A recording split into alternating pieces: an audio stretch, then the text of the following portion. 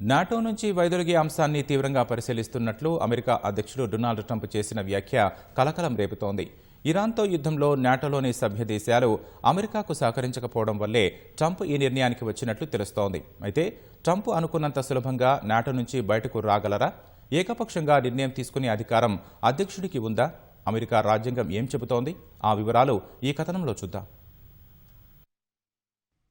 Iran యుద్ధం కారణంగా మధ్యప్రాచ్యంలో ఉద్రిక్తతలు తారాస్థాయికి చేరాయి. వ్యూహాత్మక ప్రాంతమైన హార్మూజ్ జలసంధి గుండా వాణిజ్య నౌకల రాకపోకలను ఇరాన్ అడ్డుకుంటోంది. ఆ జలసంధిలో అడ్డంకులను తొలగించేందుకు అమెరికా నాటో మద్దతు కోరింది. అయితే నాటోలోని సభ్య దేశాలు తమ నౌకలను అక్కడికి పంపేందుకు నిరాకరించాయి. దీనిపై తీవ్ర ఆగ్రహం వ్యక్తం చేసిన ట్రంప్ నాటో కూటమి నుంచి అమెరికా వైదొలుగుతుందని హెచ్చరించారు. దీంతో 77 ఏళ్ల సుదీర్ఘ చరిత్ర ఉన్న నాటో కూటమి మనుగడ ప్రశ్నార్థకంగా మారుతోంది.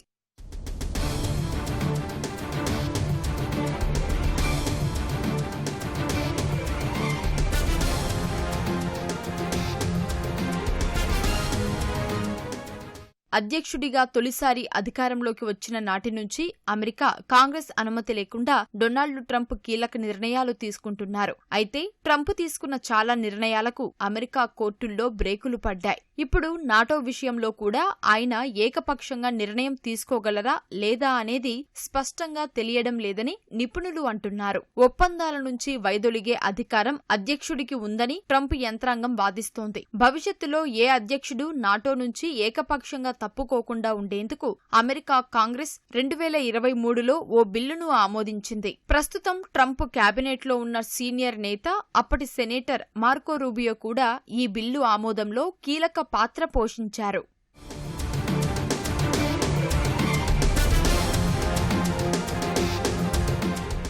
అమెరికా రాజ్యాంగం ప్రకారం సెనేట్ సలహా, అంగీకారంతో విదేశాలతో ఒప్పందాలు చేసుకునే అధికారం అధ్యక్షుడికి ఉంటుంది. అయితే దీనికి 100 మంది సభ్యులున్న సెనేట్లో కనీసం 2/3 మద్దతు అవసరం. కానీ ఒక ఒప్పందం నుంచి ఎలా బయటకు రావాలనే విషయంపై మాత్రం రాజ్యాంగంలో స్పష్టత లేదు. చాలా అంతర్జాతీయ ఒప్పందాలలో ఉపసంహరణ నిబంధన ఉంటుందని నిపుణులు చెబుతున్నారు. ఒకవేళ ఒప్పందంలో తప్పుకోవడానికి నిర్దిష్ట నిబంధనలు లేకపోయినా కూటమిలోని ఇతర దేశాలు అంగీకరిస్తే ఒప్పందం నుంచి బయటకు రావచ్చని అంటున్నారు.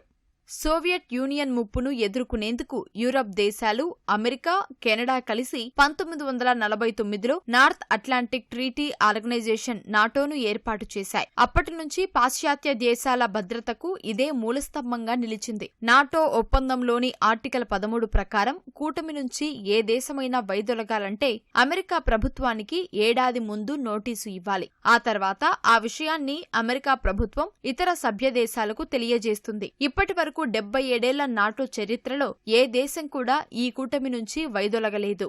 ఈ పరిణామాలను బట్టి చూస్తే నాటో నుంచి ఏకపక్షంగా బయటకు రావడానికి 2023లో అమెరికా కాంగ్రెస్ ఆమోదించిన చట్టం ట్రంప్నకు అడ్డంకిగా మారే అవకాశం ఉంది. ఒకవేళ ట్రంప్ ముందుకెళ్లినా ఈ వ్యవహారం సుప్రీంకోర్టు మెట్లు ఎక్కడం ఖాయంగా కనిపిస్తోంది. ట్రంప్ తాజా హెచ్చరికలతో యూరప్ దేశాలు అప్రమత్తమయ్యాయి. ఈ కూటమి నుంచి అమెరికా బయటకు వెళితే యూరప్ భద్రతకు తీవ్ర ముప్పు వాటిల్లే ప్రమాదం ఉంది. రాబోయే రోజుల్లో ఈ వ్యవహారం ఎలాంటి మలుపులు తిరుగుతుందో చూడాలి.